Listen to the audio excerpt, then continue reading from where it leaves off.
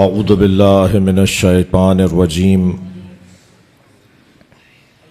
بسم اللہ الرحمن الرحیم الحمد للہ الذی لا یبلغ مدحتہ القائلون ولا یحصی نعماءہ العادون ولا یعدی حقہ المجتہدون الذی لیس لصفتہ حد محدود ولا نعت موجود ولا وقت معدود ولا اجل ممدود فطر الخلائق بقدرته ونشر الرياح برحمته والصلاة والسلام على الرسول المسدد المصطفى العمجد المحمود الأحمد سيدنا ومولانا ومولى الكونين جد الحسن والحسین عانی ابو القاسم محمد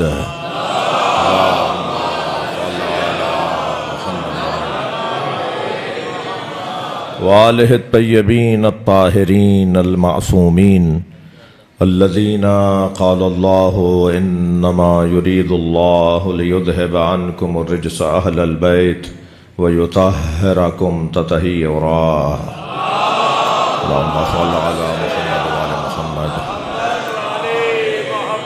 ولعنة الله على أعدائهم أجمعين من يوم عداوتهم إلى قيام يوم الدين أما بعد قال الحكيم في قرآن الكريم بسم الله الرحمن الرحيم ولو اتبع الحق أهواءهم لفسدت السماوات والأرض ومن فيهن صلوات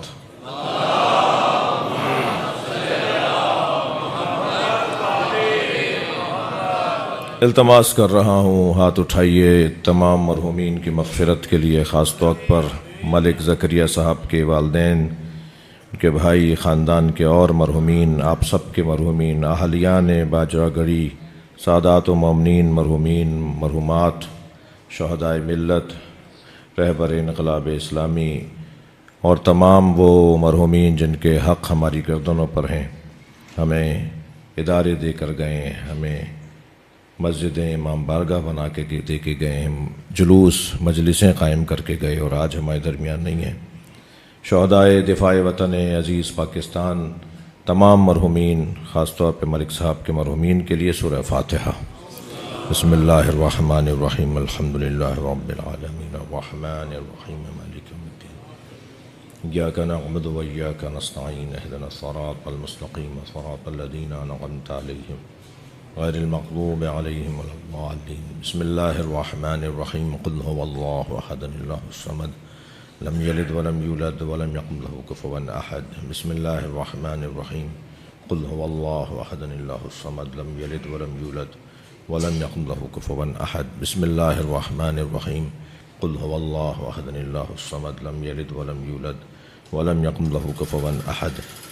اللہم صل علی محمد وعلی محمد۔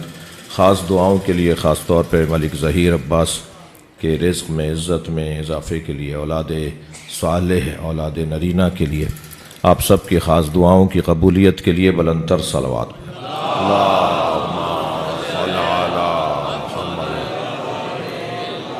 اس سے بلند صلوات۔ اللہم صل علی، اس سے بھی بلند ممکن ہے۔ محمد وعلی محمد۔ سورہ مبارکہ المؤمنون کی 71ویں آیت۔ آیت کا عنوان ہمیں حوصلہ دیتا ہے۔ اس آیت کو پڑھنے کے بعد لگتا ہے کہ علی کا شیعہ قرآن میں بیان ہوا ہے۔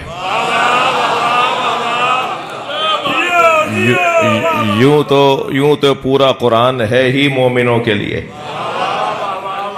جی منافقوں کا ذکر تو مذمت میں آیا ہے، کافروں اور مشرکوں کا ذکر تو مذمت میں آیا ہے۔ یہ کتنی بڑی قسمت ہے مولا علی کے چاہنے والے کی کہ اللہ اس سے بات کرتا ہے۔ یا ایھا الذین آمنوا، اے صاحبان ایمان، یہ جو اللہ مومنوں سے بات کرتا ہے، مومن ہے کون؟ مومن وہ ہے جس کے دل و دماغ کا حاکم اللہ، رسول اللہ اور علی ہو،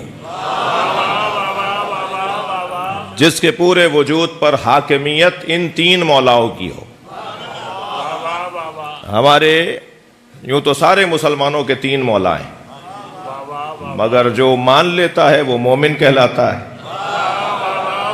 اور جو نہیں مانتا ہم اس سے نا امید نہیں ہیں۔ اسے دعوت دینے کے لیے ہی تو مجلس کی ہے، اسے توجہ دلانے کے لیے مجلس کی ہے۔ انما ولیکم اللہ، تمہارا مولا اللہ، ورسولہ، اور اللہ کا رسول، والذین آمنوا الذین یقیمون الصلاۃ ویؤتون الزکاۃ وہم راکعون، اور تمہارا تیسرا مولا وہ ہے کہ جو صاحب ایمان ہے، جس نے نماز قائم کی اور حالت رکوع میں زکوٰۃ دی۔ کوئی بحث ہی نہیں ہے اس میں کہ حالت رکوع میں زکوٰۃ کس نے دی۔ سارا عالم اسلام متفق ہے کہ مولا حالت رکوع میں تھے، مسجد میں نماز پڑھ رہے تھے۔ ایک فقیر دروازے پر آیا اور کہنے لگا کوئی ہے جو مجھے اللہ کی بارگاہ سے دے؟ مانگا اس نے اللہ ہی سے تھا، مانگا اس نے اللہ ہی سے تھا، مگر ملا علی سے۔ توجہ ہے؟ جب اس نے آواز دے کر کہا نا کہ کوئی ہے جو مجھے اللہ کی بارگاہ سے عطا کرے، تو وہی تو عطا کرے گا نا جو اللہ کی بارگاہ میں ہوگا۔ بڑی نایت آپ کی توجہات۔ آواز دے رہا تھا کوئی ہے جو مجھے اللہ کی بارگاہ سے عطا کرے، تو مولا نے، میرے سنی بھائی کہتے ہیں کہ مولا نے اپنی عبا گرا دی، جو آپ کی دوش پر عبا تھی وہ حضرت نے گرا دی۔ وہ سمجھ گیا کہ یہ دے رہے ہیں، وہ اٹھا کے لے گیا۔ اور شیعہ مفسرین نے لکھا ہے کہ مولا نے اپنے ہاتھ کو فضا میں معلق کیا اور اشارہ کیا۔ فعل قلیل نماز میں جائز ہے۔ مولا نے اشارہ کیا، وہ انگوٹھی اتار کے لے گیا، ہاتھ میں انگوٹھی تھی، وہ انگوٹھی اتار کے لے گیا۔ ابھی فقیر بھی تو علی سے مانگ رہا تھا نا۔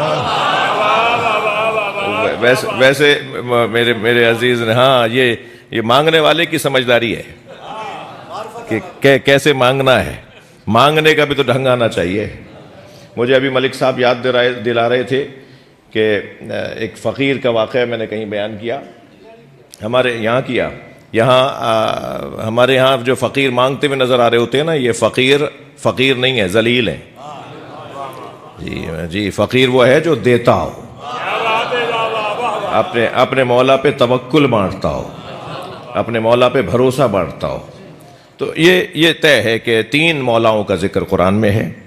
ہمارے تین مولا ہیں، ایک اللہ ہمارا مولا، اور وہ جو اللہ مولا ہے اسی اللہ مولا نے رسول اللہ کو مولا بنایا، اور اسی اللہ مولا نے رسول اللہ کو حکم دیا کہ کہہ دو من کنت مولا، جی میں جس کا مولا ہوں، فہاد علی مولا، اب علی اس کا مولا ہے۔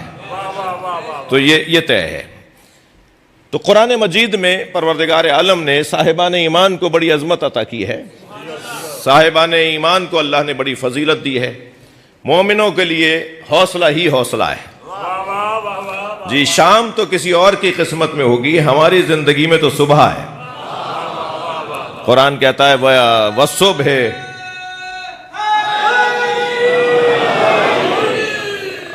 اچھا نعرہ آپ بے دلی سے جواب دے رہے ہیں۔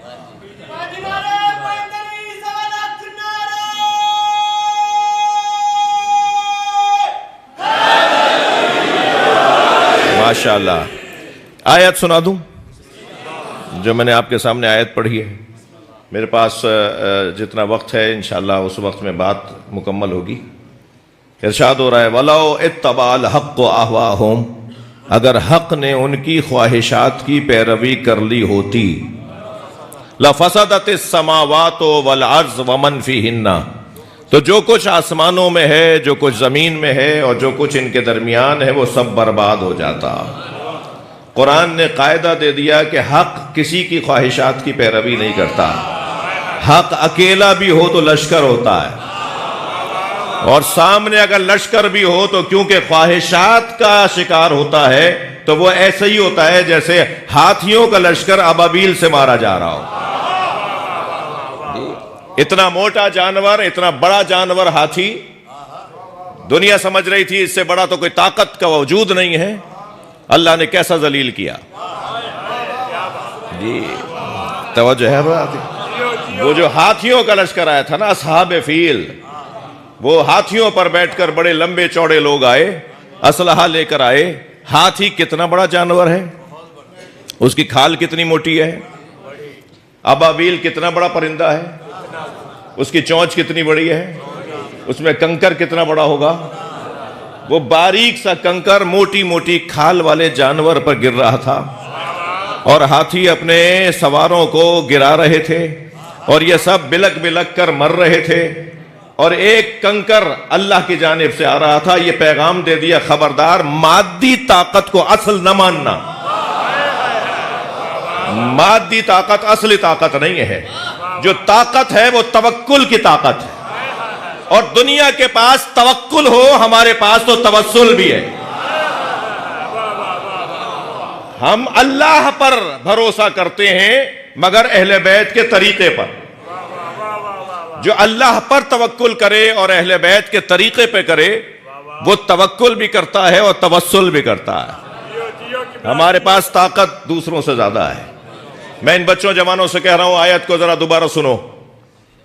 اگر حق نے ان کی خواہشات کی پیروی کر لی ہوتی تو جو کچھ آسمانوں اور زمین اور جو کچھ ان دونوں کے درمیان ہے وہ سب برباد ہو جاتا. حق اکیلا ہے، خواہشات بہت ساری ہیں. وہ اکیلا بھی ہو تو اسے حکم نہیں ہے کہ وہ کسی کی پیروی کرے. آمادہ ہے تو جملہ دے رہا ہوں.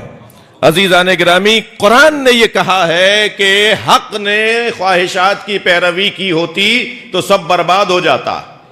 اس لہجے کی آیت یا حق کے لیے ہے یا اللہ کے لیے. ایک اور آیت سن لیجئے. لو کان فیہما آلہۃ الا اللہ لفسدتا. اگر آسمان اور زمین کے درمیان اللہ کے علاوہ کوئی اور اللہ ہوتا تو یہ سب کچھ برباد ہو جاتا. تو جیسے دو اللہ نہیں ہو سکتے، ایسے علی کسی کی بیعت نہیں کر سکتے. میں نے محترم سننے والوں کو جلدی نتیجہ دے دیا، تو ذرا ایک اور تمہید مانتا ہوں. قرآن نے کیا کہا؟ قرآن نے کہا حق کسی کی خواہشات کی پیروی نہیں کر سکتا. اگر ایسا ہو گیا تو زمین آسمان گر جائیں گے، زمین پھٹ جائے گی، آسمان گر جائے گا. اگر آپ کے سامنے 1000 کتابیں بھی لا کے رکھ دی جائیں نا کہ مولا علی نے فلاں کی بیعت، امام حسن نے فلاں کی بیعت، امام حسین نے فلاں کی بیعت، امام زین العابدین نے فلاں کی بیعت کر لی، میرے مولا رضا نے کسی اور کی بیعت کر لی، تو بس ان ساری کتابوں کو سمندر میں بہا دینا، اس لیے کہ آسمان رکا ہوا ہے، زمین ٹھہری ہوئی ہے. صلوات پڑھے محمد و آل محمد.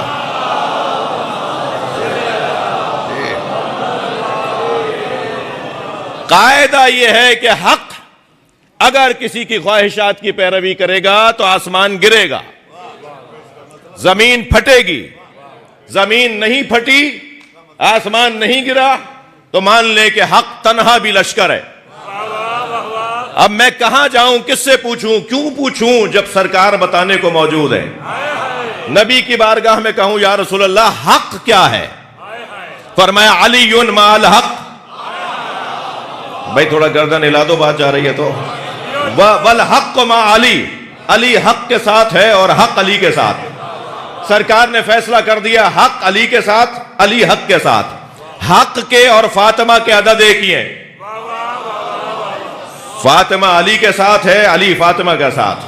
مگر نبی نے یہاں حدیث کو روکا نہیں، دونوں ہاتھوں کو اٹھا کے فرمایا اللہم عدر الحق ہے سما دار علی. یا اللہ حق کو وہاں موڑ جہاں علی جا رہا.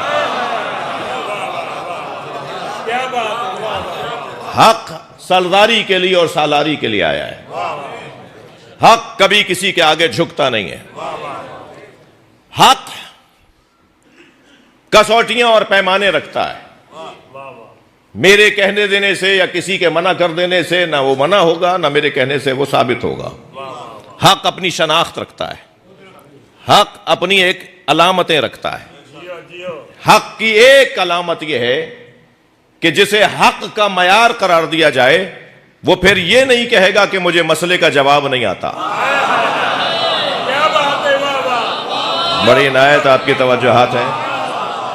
وہ پھر یہ نہیں کہے گا کہ میرے پاس اس کا جواب نہیں ہے، بلکہ وہ ایسے بولے گا کہ سوال کرنے والے کا سوال بعد میں آئے گا، جواب پہلے عطا کرے گا. اور کبھی تو ایسا بھی ہوگا کہ یہ سوال 27 سوال جوڑ کے لائیں گے کہ اب علی سے ہم کوئی سوال تو ایسا کریں کہ جو علی کہہ دیں کہ اس کا جواب کل بتاؤں گا، اور چھٹے سوال کے بعد بھول جائیں گے کہ 7واں سوال کیا تھا. مولا فرمائیں گے میں تمہیں سوال بھی بتاتا ہوں، تمہارا جواب بھی بتاؤں گا. صلوات پڑھ لیں محمد و آل محمد. ذریعت بھائی کو، میرے بھائی، میرے محترم، ایک خوش گولو، خوش لہن، خوش اخلاق مولا کے ذاکر جناب ذریعت عمران شیرازی تشریف لا رہے ہیں. تھوڑا سا تعاون فرمائیے، ایک بلند صلوات دیے گا.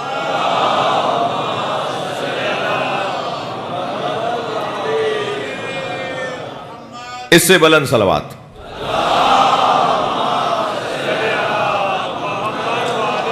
میں جلدی اپنے پیغامات کو منتقل کرنا چاہوں گا. حق کا پہلا عنوان یہ ہے کہ وہ کسی سے یہ نہیں کہتا کہ مجھے اس کا جواب نہیں آتا.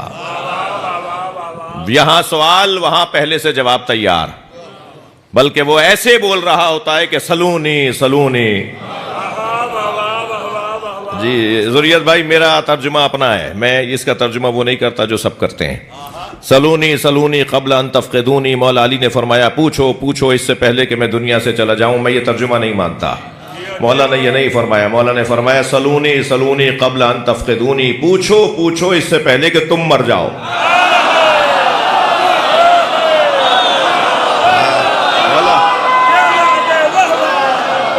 سبحان اللہ. جی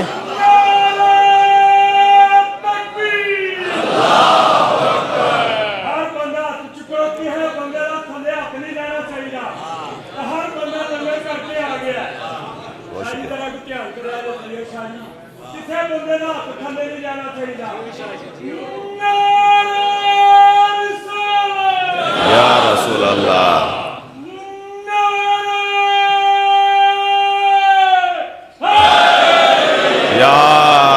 ماشاءاللہ ماشاءاللہ.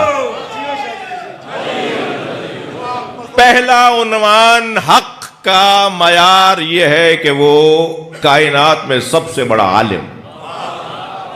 جو عالم ہے وہ جاہل کی پیروی کیسے کرے گا؟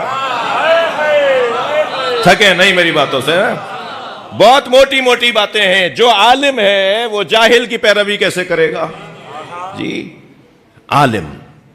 اور عالم بھی ایسا عالم کہ جو بول دے تو علم بن جائے، جس کا بولنا علم بنانے کا سبب ہے. مولا علی مدد. بہت شکریہ، تشریف رکھیے. دم دم دم دم دم دم دم دم دم دم دم دم دم. ایک نعرہ لگ، نعرہ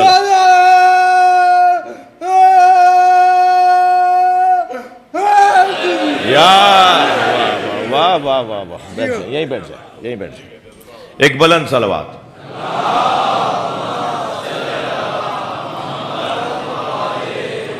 یہ مجلسیں ہمیں تحمل سکھاتی ہیں، یہ مجلسیں ہمیں برداشت سکھاتی ہیں. ہمیں کسی کی کوہنی بھی لگ جائے تو ہم اسے ماتم مانتے ہیں.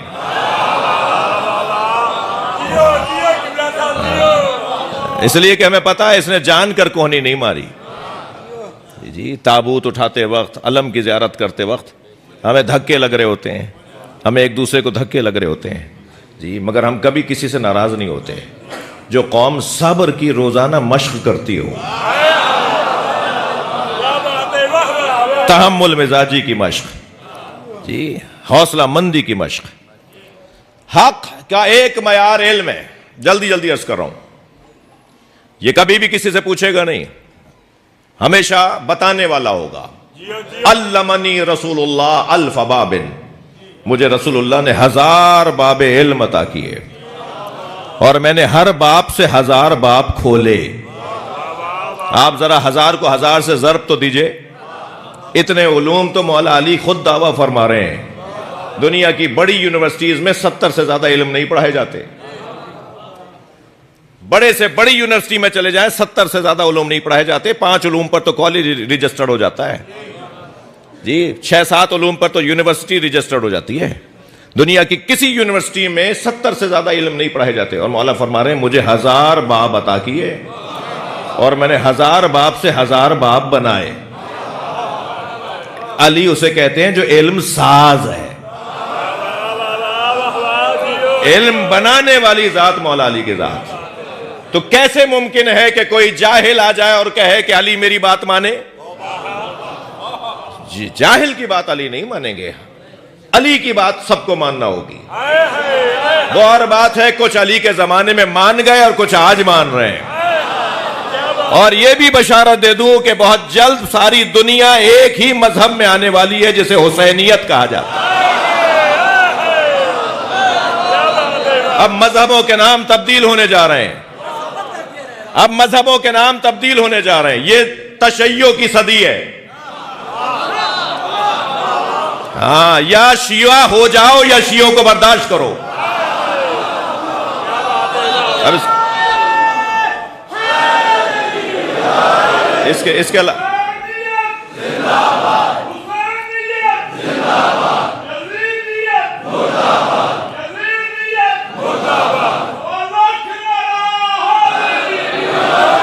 حق کا ایک معیار علم. تھکے نہیں ہے تو آگے بڑھوں. حق کا دوسرا معیار ہے سخاوت, جس سے پیسہ نہ نکلتا ہو, جس سے کسی کا کام حل نہ ہوتا ہو. وہ کیسے معاشرے کی سربراہی کرے گا؟ مگر حق اسے کہتے ہیں کہ جس کے گھر میں فاقے ہو رہے ہوں مگر فقیروں کو عطا کر رہے ہوں. وَيُطْعِمُونَ الطَّعَامَ عَلَىٰ حُبِّهِ مِسْكِينًا وَيَتِيمًا وَأَسِيرًا. ایک گھرانہ ایسا ہے کہ جو عطا کرتے ہیں مسکین کو, یتیم کو اور اسیر کو. اور جب وہ مسکین, یتیم, اسیر کو عطا کر دیتے ہیں تو پھر اللہ کی آواز آئے گی کہ کان سعیکم مشکورا. خود اللہ تمہارے عمل کا شکر گزار ہے. ایسا گھرانہ, یہ سخاوت کا گھرانہ جو دینے والے ہیں, جن کا کام دینا ہے. بھائی عجیب گھرانہ ہے. اگر آپ آمادہ ہیں تو میں عرض کروں. عجیب گھرانہ ہے. ان کے پاس ہوتا ہے تب بھی دیتے ہیں, نہیں ہوتا تب بھی دیتے ہیں. جی قرآن کہہ رہا ہے والذین ينفقون فی السراء والضراء.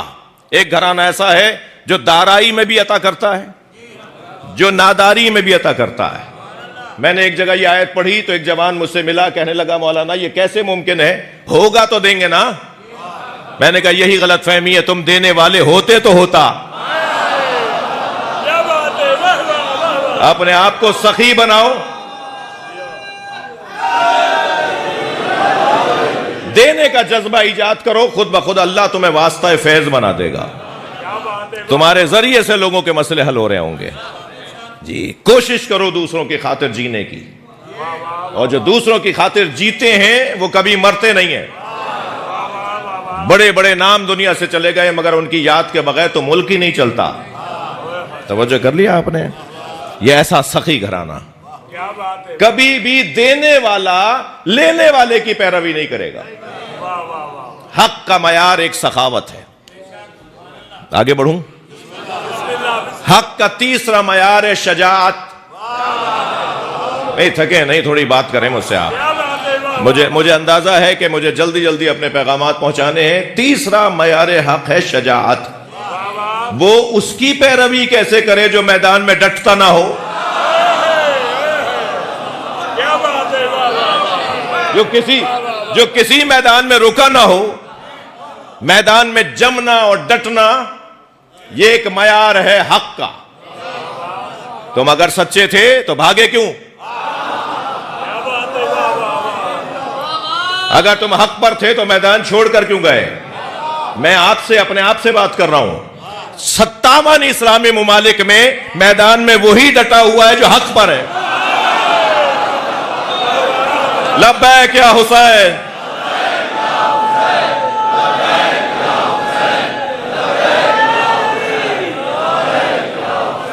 بلند صلوات پڑھیں محمد و آل محمد۔ اب دوبارہ لگائیں، اب دوبارہ نعرہ لگائیں، اب نہیں لگائیں۔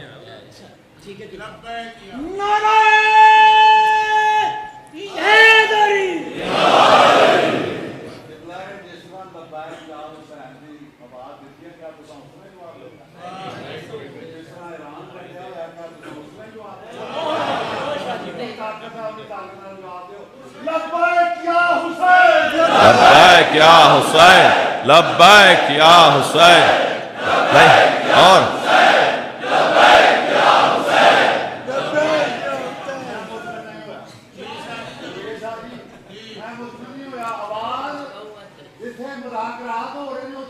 واہ، لبیک یا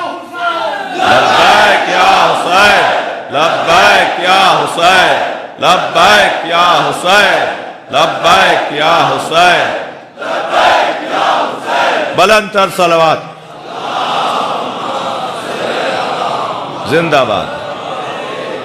ویسے ہی ہم بہادروں کے ماننے والے ہیں۔ بہت بڑا اعزاز ہے میرا اور آپ کا کہ ہم اس مولا کو مانتے ہیں جو میدان سے کبھی گیا نہیں، بلکہ اگر لشکر پہ لشکر آ رہے ہو نا، کسی نے کہا مولا آج جنگ بڑی گھمسان کی ہے، کسی نے میرے مولا علی سے کہا مولا آج جنگ بڑے گھمسان کی ہے، آج لشکر زیادہ ہے، آج اسلحہ ان کے پاس زیادہ ہے، آج سپاہی ان کے تیار زیادہ ہیں، تازہ دم سپاہیوں کو لے کر آئے ہیں، مولا آپ میدان میں زرہ پہن جائیں۔ زرہ مولا زرہ نہیں پہنتے تھے نا، مولا کسی میدان میں بھی، مولا علی کی بات کر رہا ہوں بھائی، مولا کسی میدان میں زرہ پہن کے نہیں جاتے تھے۔ کسی نے کہا مولا آپ زرہ پہن کے نہیں جاتے، فرمانے لگے زرہ وہ پہنے جیسے اپنی زندگی بچانی ہو۔ میں تو قربان ہونے جاتا ہوں جو اس جذبے کے ساتھ رہتا ہو، اب جو بھی اس کی اطاعت کرے گا وہ ایران کہلائے گا، پھر یہ منظر بنے گا۔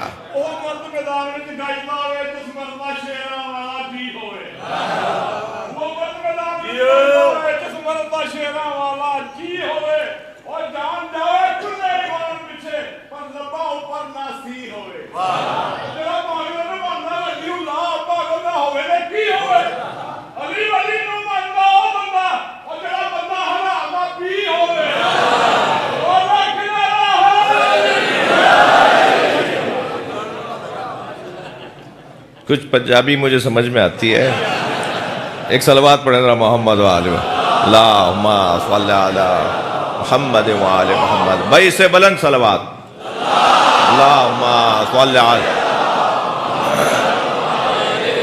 ہاں مولا سے، ذریت بھائی مولا سے کسی نے کہا مولا آج جنگ بڑی گھمسان کی ہے، آج آپ زرہ پہن کے چلے جائیں۔ اب جملہ سنیں علی کا، علی جملہ، مولا علی کا تو کلام بھی علی ہے۔ فرماتے ہیں لو اجتماع العرب ولا قتالی، بھائی مولا کا جملہ ہدیہ کر رہا ہوں آپ کو، مولا فرماتے ہیں لو اجتماع العرب ولا قتالی، اگر سارا عرب مجھے مارنے آ جائے۔ اس نے کہا نا آج جنگ بڑی گھمسان کی ہے، بڑے بڑے سپاہی آئے ہوئے ہیں، تو حضرت نے فرمایا لو اجتماع العرب ولا قتالی، اگر سارا عرب مجھے مارنے آ جائے، لما ولے تو پشت دکھا کے نہیں آؤں گا۔ علی پشت دکھا کے آنے والا نہیں ہے، میدان میں ڈٹنے والا حق کا معیار، میدان میں جمنے والا حق کا معیار۔ بھائی میں نے تو یہ 1400 سال پرانا مولا علی کا فرمان کتابوں میں پڑھا تھا، مگر مجھے ابھی کچھ دن سے مولا علی کے چاہنے والوں سے یہ جلوہ نظر آ رہا ہے۔ اور وہ فرمان مولا کا یہ تھا کہ جب مولا سے کسی نے پوچھا مولا جب آپ میدان میں جاتے ہیں تو پہلے کسے مارتے ہیں؟ جی فوج سے متعلق، حفاظتی اداروں سے متعلق شخصیات تشریف فرما ہے، مولا علی علیہ السلام سے پوچھا مولا جب آپ میدان میں جاتے ہیں تو پہلے کسے مارتے ہیں؟ بھائی سواروں کو مارتے ہیں، اونٹ والے پہ بیٹھے ہوئے کو، گھوڑے پہ بیٹھے ہوئے کو، جس کے پاس تلوار زیادہ، جس کے پاس اسلحہ زیادہ، کسے جو پہلے کھڑا ہے جو پیچھے کھڑا ہے کسے پہلے مارتے ہیں؟ تو حضرت نے ایک مرتبہ مسکرا کے فرمایا سرداروں کو مارتا ہوں، مزدوروں کو نہیں مارتا۔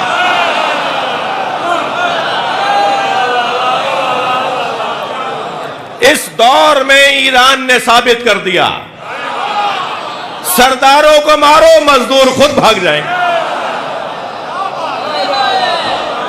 صلوات پڑھ لیں محمد و آل محمد۔ بیٹا ٹائم کم ہے میرے پاس۔ لبیک یا حسین، لبیک یا حسین، لبیک یا حسین، لبیک یا حسین، لبیک یا حسین، لبیک یا حسین، نعرہ حیدری۔ بیٹھ جاؤ میرے لال، بیٹھ جاؤ، میرے پاس وقت تھوڑا سا کم ہے، مگر کیا کریں کہ تمہاری عقیدت تو کم نہیں ہے، تو عقیدتوں کا ماحول ہے، روحانی ماحول ہے، تو تھوڑی سی بات آگے بڑھے۔ اور بات بہت روشن ہے کہ حق یعنی شجاعت، حق یعنی بہادری، اور یہ بھی ذہن میں رہے کہ ہمیشہ تلوار چلانا شجاعت نہیں ہے، بلکہ شجاعت کے جلوے ہیں، شجاعت کے منظر ہیں۔ کبھی تلوار چلا کر شجاعت کا مظاہرہ ہوتا ہے، اور کبھی قلم چلا کر۔ اور یہ گھرانہ تو وہ گھرانہ ہے، یہ اگر کسی کو غور سے دیکھ لیں تو وہ زمین میں گڑ جائے۔ ان کا تو طریقہ ہی کچھ اور ہے، یہ تو سانس لیتے ہیں تو دنیا سانس لیتی ہے، ان کے سانس پر تو دنیا کو سانس مل رہا ہے۔ یہ وجہ بقا بھی ہے اور وجہ وجود بھی ہے، یہ ساری کائنات بھی انہی کی وجہ سے بنی، اور یہ ساری کائنات انہی کی وجہ سے باقی بھی ہے۔ آپ کے توجہات میرے ساتھ ہیں۔ معیار ایک حق کا یہ ہے کہ وہ بہادری، شجاعت، وہ کبھی کسی سے ڈرتا نہیں ہے۔ اور عزیزو، یہ پیغام کہ کبھی کسی سے ڈرتا نہیں ہے، یہ ہمیں مولا علی علیہ السلام نے دیا ہے۔ مولا فرماتے ہیں خبردار تمہارا کوئی دشمن نہیں ہے۔ میں پاکستان میں یہ گزشتہ 25 سال سے کہتا آ رہا ہوں جی، 2000 سے پنجاب آ رہا ہوں، 25 سال پورے ہو گئے۔ جس پہلی مرتبہ سن 2000 میں فیصل آباد آیا تھا جی، اور پھر سلسلہ ملک صاحب جیسے، ذریت بھائی جیسے، شاہ صاحب جیسی شخصیات حکم دیتے رہتے ہیں تو حاضر بھی ہوتے رہتے ہیں جی۔ میں ایک عرصے سے یہ بات کہتا رہا ہوں، مدتوں سے کہتا رہا ہوں، پاکستان میں ہمارا کوئی دشمن نہیں ہے، ہمارا کوئی پاکستان میں دشمن نہیں ہے۔ اور جو ہمارے دشمنی کا ٹائٹل لیے پھرتے ہیں، ان کی حیثیت نہیں ہے جنہیں ہم اپنا دشمن مانیں۔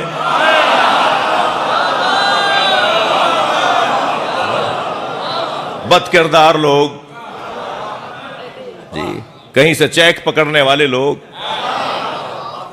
اب بھی اتنا واضح ہو جانے کے بعد کہ حق کیا ہے، اب بھی کہیں کونے خدروں سے ان کی آوازیں آ رہی ہیں۔ مگر مجھ سے ایک جوان کہنے لگا مولانا یہ اب بھی نہیں مان رہے۔ میں نے کہا انہیں آڈٹ کروانا ہے، حساب نہیں دے پائیں گے۔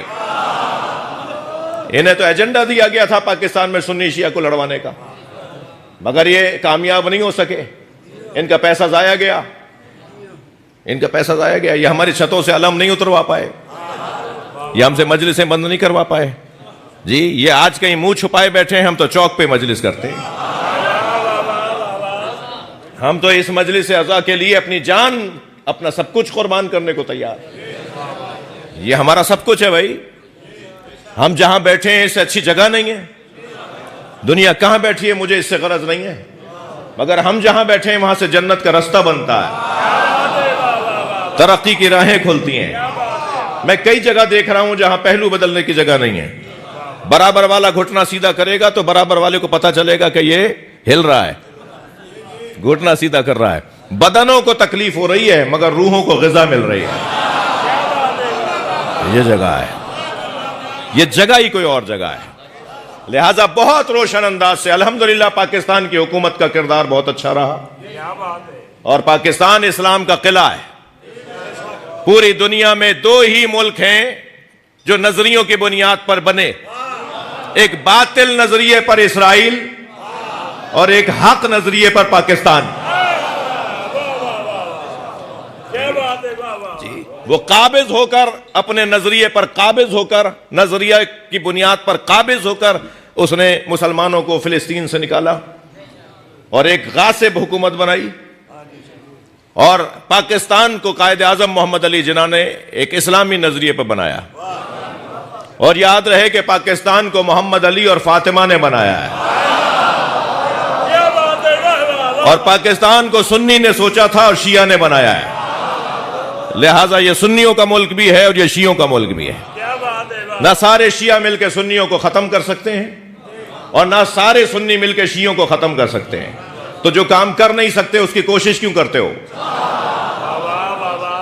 سنیوں کو شیعوں کے ساتھ رہنا ہوگا اور شیعوں کو سنیوں کے ساتھ رہنا ہوگا، اور ہمارے اس خطے کا تو حسن ہی کچھ اور ہے۔ جی میں خاص طور پہ جس صوبے سے میرا تعلق ہے وہاں کا تو ہندو بھی یا عالی مدد بولتا ہے، جی وہاں کا تو سنی بھی علم لگاتا ہے اور کالے کپڑے پہنتا ہے۔ وہ ایک صاحب کہنے لگے صاحب وہ زنجیر کا ماتم اور خون کے ماتم کا وہ کیوں بھائی، وہ کہا وہ صاحب وہ مذہب کی توہین ہوتی ہے شاید اس وجہ سے روکا گیا تھا۔ انہوں نے کہا صاحب کون کرے گا؟ تو ان کا غیر شیعہ، کہہ لیں ہمارے تو پورے جلوس میں غیر شیعہ ماتم کرتے ہیں۔ لاہور میں نے 2000 مسیحیوں کا ماتمی دستہ دیکھا ہے، اسی لاہور میں ماڈل ٹاؤن میں 10 سال تک پڑھتا رہا یہاں عشرہ، بات پرانی کر رہا ہوں 15 سال پہلے کی، 2000 ماتمی۔ یہ کس نے کہہ دیا کہ ہماری ہے کربلا؟ بھائی شعر کو شعر کا طرح سنو، یہ کس نے کہہ دیا کہ ہماری ہے کربلا؟ حق بات تم کہو تو تمہاری ہے کربلا۔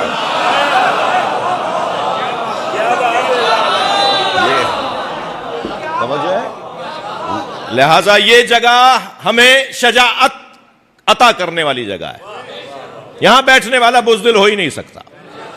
کبھی کبھی مجھے تعجب ہوتا ہے، ملک صاحب ایک گلہ کر رہا ہوں اپنی قوم کے بعض افراد سے، کبھی کبھی جو میں تعجب ہوتا ہے کہ چائے کی پیالی پہ اپنا ایمان بیچ رہے ہوتے ہیں۔ جی شوال کا مہینہ ختم ہو رہا ہے نا، بس ذیقعد اور ذی الحجہ تو رہ گیا ہے، پھر اس کے بعد محرم ہے، پھر محرم کے تقریباً مہینے کے بعد سفر کا مہینہ، اور اس کے 20 تاریخ کو چہلم۔ جی یہ کیا کہتے ہو؟ یہ کیوں کہتے ہو؟ یہ کیوں جا کر باتیں کرتے ہو کہ ہم مشین نہیں نکالیں گے؟ کیوں نہیں نکالو گے؟ جی پریس کانفرنس سے افسران کے ساتھ بیٹھ کر چائے کی پیالیوں پر ایمان بیچنے والے،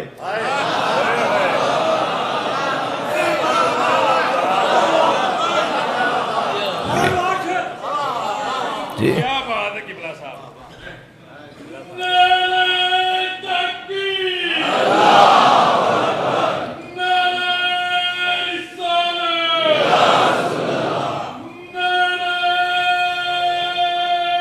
ماشاء اللہ،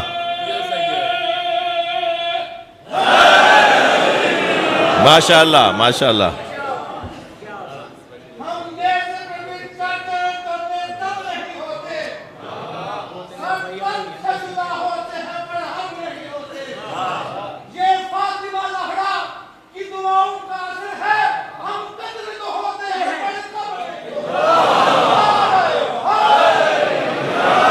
بھئی ان کا کام، میں پنجاب حکومت کا بھی ممنون اور ان کے لیے دعا گو ہوں کہ انہوں نے پچھلے سال چہلم سے 2 دن پہلے پنجاب ہائی کورٹ نے اس فیصلے کو کینسل کر کے، اس اسٹے کو جو ہمارے وکیلوں نے لیا وہ منڈی بہاؤدین میں جہاں جہاں جا رہا تھا، میرا کوئی کردار نہیں ہے مگر جو ہے وہ بتا رہا ہوں، جہاں جہاں جا رہا تھا وکیلوں سے مل کے کہہ رہا تھا کہ یہ روکیں گے اور آپ اسٹے لیں گے، وہ اپنا کام کریں، ہم اپنا کام کریں گے۔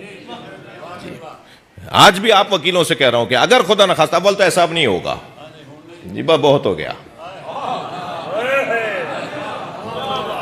اب ایسا نہیں ہوگا انشاءاللہ۔ اس سال ہر سال سے زیادہ بڑی مشین نکلے گی، زور سے بولیے انشاءاللہ۔ اور اگر ایسا خدا نخواستہ ہو بھی جائے تو وکیل حضرات تیاری رکھیں، یہ انتظامی آرڈر ہوتا ہے، پاکستان کا آئین تو ہمیں اجازت دے رہا ہے، پاکستان کا قانون ہمیں اجازت دیتا ہے، یہ انتظامی طور پہ کچھ عرصے کے لیے اس طرح کی اجتماعات کو روک دیتے ہیں، تو اس کو چیلنج کیا جائے، اس کو جا کر عدالت میں بات کی جائے۔ یہ جو بنیاد مشین کی شروع آپ نے کی تھی، میں خادم، اور قبلہ یہ ان لوگوں کے لیے جو کربلا کی مشین نہیں کر سکتے، وہ اس ملک میں یہ فقیر آدمی کہاں، مسکین آدمی، مولا علی کا مولا حسین کا مرید کہاں جائے؟ وہ یہیں تو اپنے ایک امام بارگاہ سے دوسرے امام بارگاہ میں جائے گا نا۔ ایک آبادی سے دوسرے آبادی میں حسین حسین بولتا ہوا جائے گا نا. تو یہ یاد رہے. اور خبردار میں ان بچوں جوانوں سے کہہ رہا ہوں, تم اپنے بعض لوگوں کی باتوں کو وہ نہیں کرنا, فالو نہیں کرنا. یہ کوئی بات نہیں کہ ایف آئی آر کٹ گئی. کیا ہوا ایف آئی آر کٹ گئی؟ کوئی بھینس چرانے پہ کٹی ہے؟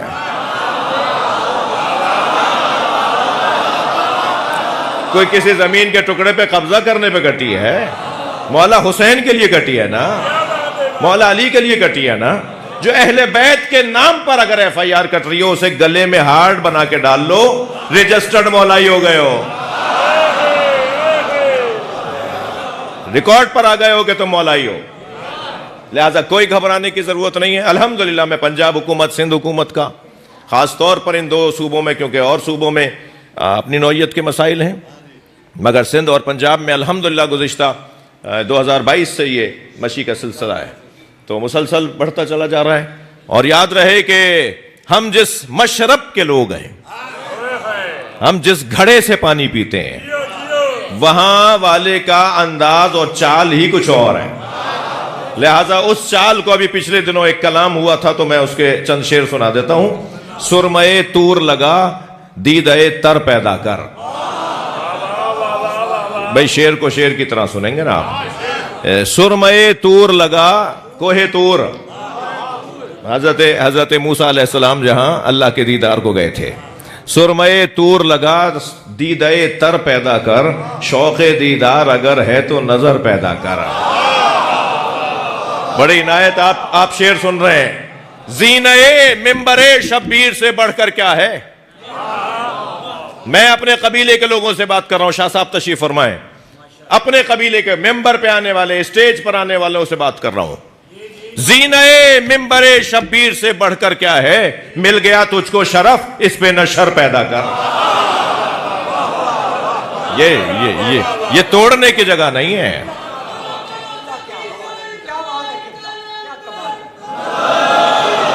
بس بہت ہو گئی, بس بہت ہو گئی آپس کی لڑائیوں کا تذکرہ ممبر سے. اپنی الجھنوں کو ممبر سے بیان مت کرو. ہماری قومی الجھنیں, ہمارے عقائد کے مسائل, ہماری فلاں عقیدے کا مسئلہ یہاں سے بیان نہیں کرو. یہاں وہ کامن بات کرو جو سب کے لیے مشترک ہو. ورنہ وہ جو سنی بھائی سن کر آ گیا تھا کہ ذریت بھائی پڑھنے آ رہے ہیں تو میں انہیں سننے جاؤں, اور وہ جب دیکھیں گے کہ یہ مثلا شہنشاہ کو سننے جاؤں اور وہ دیکھیں گے کہ میں اپنی الجھنوں میں لگا ہوں, وہ کہیں گے بھئی یہ ان کے جھگڑے ہی ختم نہیں ہو رہے, میں آئندہ مجلس میں نہیں جاؤں گا. ایک بھی مولا حسین کا مرید اگر میری وجہ سے کم ہو گیا, مجھے مولا کو جواب دینا پڑے گا. مولا کے چاہنے والوں میں اضافہ ہو رہا تھا اور میں نے مولا کے چاہنے والوں میں کمی کر دی, اس لیے مجھے جواب دینا پڑے گا. زینہ ممبر شبیر سے بڑھ کر کیا ہے, مل گیا تجھ کو شرف, اس پہ نہ شر پیدا کر. اور ساحل عشق پہ رک جانے سے حاصل کیا ہے. ایران کو ذہن میں رکھ کے سنیے گا یہ شعر. ساحل عشق پہ رک جانے سے حاصل کیا ہے, ڈوب کر پار اترنے کا ہنر پیدا کر. اور میں ان جوانوں سے بات کر رہا ہوں, خبردار تائیوں والے ملاؤں سے ڈرنا نہیں. ہمارے معاشرے میں کچھ پینٹ کوٹ والے ملا بھی ہیں, کچھ ٹائیوں والے ملا بھی ہیں. خبردار ان لوگوں سے گھبرانا نہیں. اور جواب دے رہا ہوں کیوں, کیا, کیسے نہیں ان سے بچیں, کیسے بچیں ان سے. عرض کر رہا ہوں کہ ہر چمک دیکھ کر رک جانا کہاں اچھا ہے. بڑی گاڑی دیکھ کر, بڑا سوٹ بوٹ دیکھ کر, ٹیڑے منہ کر کر کے انگریزی بولنے والے, ان سے ڈرنے کی کیا ضرورت ہے جی. اپنی خاص چال بنا کر آنے والے, وہ چلتا ہوا آ رہا ہے, اسی پر روب جا گیا, پتہ نہیں کون سی بلا آ رہی ہے. انہیں دیکھ کر گھبرانا, کسی کو بھی دیکھ کے گھبرانا, یہ علی والوں کا کام نہیں ہے. اور قاعدہ دے رہا ہوں, ہر چمک دیکھ کر رک جانا کہاں اچھا ہے. ہر چمک دیکھ کر رک جانا کہاں اچھا ہے. خود کو مضبوط بنا, شمس و قمر پیدا کر. جن کے پاس علی اکبر کا تذکرہ ہو, جن کے پاس حضرت قاسم کا ذکر ہو, جن کے پاس جناب زہرا کا تذکرہ ہو, جو جناب زینب کی چادر پہ روتے ہو, انہوں نے اپنے رونے کا معیار ہی اتنا اونچا کر لیا. وہ چھوٹی چھوٹی دنیاوی باتوں پہ نہیں رو سکتے، جن کے رونے کا معیار اتنا اونچا ہو گیا ہو، جن کی زندگیوں کا معیار اتنا بلند ہو گیا ہو، وہ چھوٹی چھوٹی باتوں پہ گھبرانے والے نہیں ہوتے۔ الحمدللہ پاکستان کا شیعہ ہوشیار ہے، سب سے بہترین کردار اس وقت دنیا تشیع میں ایران اور اس کے بعد پاکستان۔ پاکستانی شیعوں نے، پاکستانی سنیوں نے سرخ رو کیا ہے، تاریخ لکھی گئی ہے۔ آئندہ آنے والی نسلیں کہیں گی کہ ہمارے اجداد نے اچھا وقت گزارا، اور اس کا سبب کیا ہے؟ اس کا سبب یہ ہے کہ ہم جہاں بیٹھے ہیں نا، وہاں بیٹھنے والے کو ذوق کربلا کا ملتا ہے، جذبہ حسینی ملتا ہے۔ چلیے میرے ساتھ، اللہ آپ کے بدنوں کو بار بار کربلا لے جائے۔ کچھ دیر میرے ساتھ اپنے ذہنوں کو کربلا لے آئیے۔ مولا حسین لاشیں اٹھا رہے ہیں، سارے لاشیں خود اٹھائیں میرے مولا نے، کوئی لاشا کسی اور کو نہیں اٹھانے دیا۔ جب بڑھ کر کوئی کہتا تھا مولا یہ غلام ہے، تو فرماتے تھے میرا مہمان ہے۔ حسین کی محبت کہیں بدنام نہ ہو جائے، یہ حسین کی محبت میں آئے نا، آگے بڑھ کر خود لاشیں کو اٹھا لیتے تھے۔ جس نے صبح سے لے کے عصر تک لاشوں پہ لاشیں اٹھائے، بلکہ میں ایک جملہ کہوں، 56 سال کی عمر ہے کربلا میں امام حسین کی، 56 سال میں حسین مولا نے سب سے مصروف دن عاشور کا دن گزارا ہے۔ ایک لاشا لے کر آتے تھے اور دوسرا لاشا لانے کے لیے جاتے تھے، اور لاشیں لالا کے گنج شہیدہ میں رکھتے رہے۔ جس مولا نے صبح سے عصر تک لاشوں پہ لاشیں اٹھائے، اس کا لاشا اٹھانے والا کوئی نہیں تھا۔ 3 دن بے گور و کفن رہا زہرا کا لال۔ اللہ آپ کو کسی غم میں نہ رلائے۔ آنکھوں میں آنسو آ گئے، میرے ساتھ کچھ دیر رہیے کربلا میں۔ میرے مولا نے لاشیں تو بہت اٹھائے، مگر 4 لاشوں پہ بہت روئے۔ میں نام بتاؤں گا تو خود میری اور آپ کی آنکھوں میں آنسو آ جائے۔ ایک لاشا جس پہ حسین بہت روئے، وہ قاسم کا لاشا، پامال بھتیجے کا لاشا، جس پہ گھوڑے دوڑ گئے، جس کے جوڑ جوڑ علیحدہ ہو گئے، جسے اٹھا رہے تھے تو آواز دے رہے تھے تیرے چچا پہ بڑا گراں ہے، اجرکم اللہ، اجرکم اللہ۔ دوسرے لاشے کا نام بتاؤں جس پر امام حسین کی آنکھوں سے آنسو رکتے نہیں تھے، وہ ہے علی اکبر کا لاشا۔ جب گئے ہیں نا حضرت علی اکبر، تو کانوں میں آواز آنے لگی جیسے کوئی پیچھے دوڑتا ہوا آ رہا ہے۔ مڑ کر دیکھا تو بوڑھا باپ آ رہا تھا۔ اتر آئے، بابا آپ نے تو رخصت دے دی تھی۔ فرمایا کاش تم جیسا جوان بیٹا ہوتا۔ امام نے حضرت علی اکبر کو ایک مرتبہ اور گلے لگا کے پیار کیا، اور پھر اپنے بچے کو میدان کربلا میں روانہ کر دیا۔ اور پھر جب میدان میں چلے گئے تو نہ جانے کیسے سینے میں ایک ہوڑک اٹھی کہ میں ایک مرتبہ اور اپنے بچے کو قریب سے دیکھ لوں۔ تو جناب فضہ سے کہا ماں کی دعاؤں کا تو اثر ہی کچھ اور ہے۔ اجرکم اللہ، اجرکم اللہ۔ جن کے مذہب میں رونا جائز، تکلف نہ کریں۔ اے اماں جا کے ام لیلہ سے کہو کہ دعا کرے علی اکبر پلٹ کر آ جائے۔ میں ایک مرتبہ اور اپنے بچے کو قریب سے دیکھ لوں۔ جناب ام لیلہ مصلی پر چلی گئی، سر پہ قرآن لے لیا، مناجات پڑھنا شروع کیا ہے، یعقوب سے یوسف کو ملانے والے، میرا یوسف بھی مجھے ایک بار دکھا دے۔ ابھی بی بی کی دعا مکمل نہیں ہوئی تھی کہ تکبیر کی آواز آئی، اور تکبیر کی آواز تھی کہ علی اکبر لوٹ آئے۔ ماں در خیمہ پر پہنچی تو کیا دیکھا؟ بیٹا بابا سے باتیں کر رہا ہے، اور بیٹا بابا سے بات یہ کر رہا ہے، بابا چند گھونٹ پانی کے مل جاتے۔ تو میں دشمن کو بتاتا کس کا پوتا ہوں، میں دشمن کو بتاتا کس عباس نے میری تربیت کی ہے۔ ابھی بابا سے بیٹا پانی مانگ رہا ہے اور ماں خیمے کے در پہ کھڑی دیکھ رہی ہے۔ شاعر نے اسے 4 مصروں میں نظم کیا ہے۔ شاعر کہتا ہے شدت پیاس سے اکبر نے پلٹ کر دیکھا، اور ماں نے خیمے کی تنابوں سے لپٹ کر دیکھا۔ کتنی مجبور تھی ساقی کوثر کی بہو، خالی مشکیزہ کئی بار الٹ کر دیکھا۔ شاید چند قطرے پانی کے نکل آئے، میرا بچہ پانی پی لے۔ فرمایا علی اکبر جاؤ، تمہارے نانا تمہیں سیراب کریں گے۔ یہ دوسرا لاشا ہے جسے لے کر آئے ہیں امام حسین۔ اور تیسرے لاشے کا نام سن لیجئے، وہ ہے عباس کا لاشا، اور چوتھا لاشا چھوٹا بہت تھا، رونے والوں مگر حسین سے اٹھ نہیں رہا تھا۔ کبھی میرے مولا آگے جاتے تھے انا للہ، اور کبھی الٹے پیر واپس آتے تھے رضاً بقضائہ و تسلیما لامرہ۔ یہ سارے لاشیں لا لا کر امام حسین نے خیموں میں رکھ دیے، مگر اب حسین کا وقت آیا۔ کوئی رخصت کرنے والا نہیں، بہن نے گھوڑے پہ سوار کیا، اور جب آگے بڑھے تو پھر کان میں آواز آئی جیسے کوئی پیچھے دوڑتا آ رہا ہے۔ امام نے مڑ کر دیکھا تو جناب زینب دوڑتی ہوئی آ رہی تھی، اور آوازیں دیتی جا رہی تھی مہلا مہلا یا ابن الزہرا، اے میرے ماں جائے آہستہ جاؤ آہستہ جاؤ۔ امام گھوڑے سے اترے، جناب زینب کو قریب بلا کر کچھ دیر رموز امامت تفویض فرمائے۔ جناب زینب جب تک امام سجاد غشی کے عالم سے باہر آئیں، اس وقت تک جناب زینب پوری کائنات کے لیے حجت خدا، پوری کائنات جناب زینب کے زیر نظر تھی۔ اس پوری کائنات کا مالک جناب زینب کو بنا کر گئے امام حسین، اور پھر حسین گھوڑے پر موجود ہیں، سامنے دشمن کا مقابلہ ہے۔ میرے مولا نے کچھ دیر میں عزادارو میمنے کو میسرے سے اور میسرے کو قلب لشکر سے بدل دیا۔ دشمن کے جو 3 لشکر تھے، 3 دستے تھے، ان سب کو مخلوط کر دیا۔